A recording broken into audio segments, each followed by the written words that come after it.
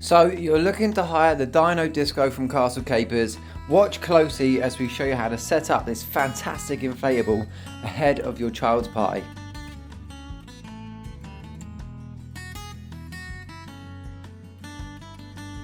Before install, check the ground for any foreign objects, debris or feces and remove them immediately.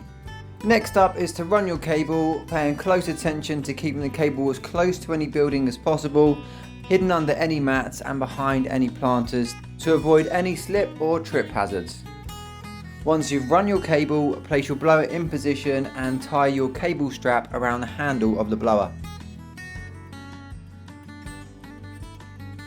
Next up, grab your inflatable and place it in front of the blower ready to roll out from the cone end.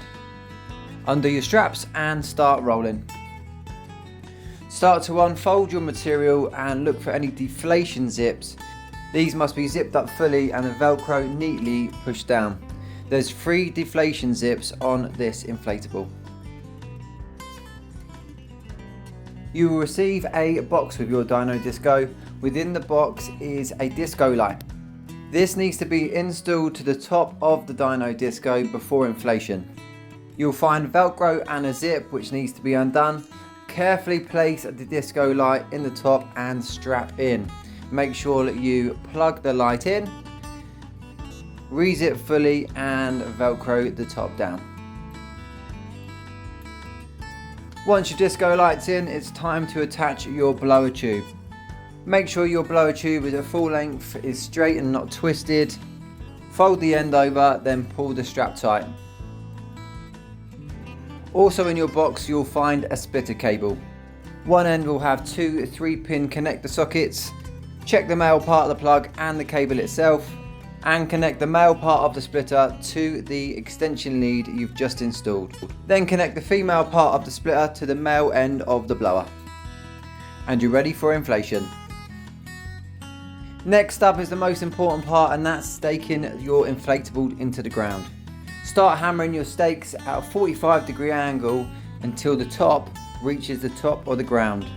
The speaker sits at the back of the Dino Disco and it's held in by 2 different straps.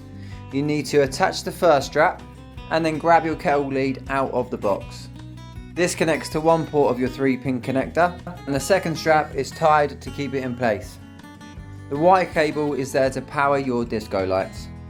Connect that into the second port and then it's time to turn the speaker on. Once the speaker has power, the screen will turn blue and show Bluetooth mode. Enable the scan on your smart device, find phonics and pair. It's good practice to turn the first 2 knobs to 0 and the last 3 to about 75%. Your last job is to Velcro down your weatherproof cover.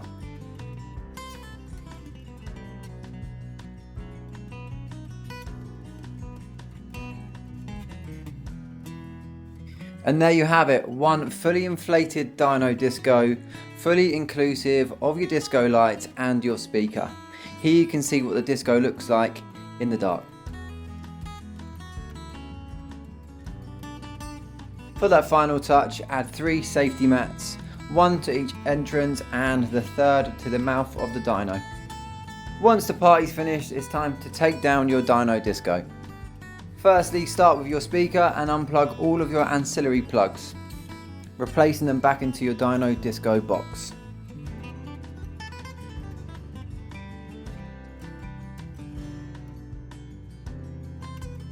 Once your speaker is removed, it's time to take up the stakes. The best way to do this is by levering your stake out of the ground, utilising another stake. Unplug your inflatable, release the blower tube and unzip all your zipped sections.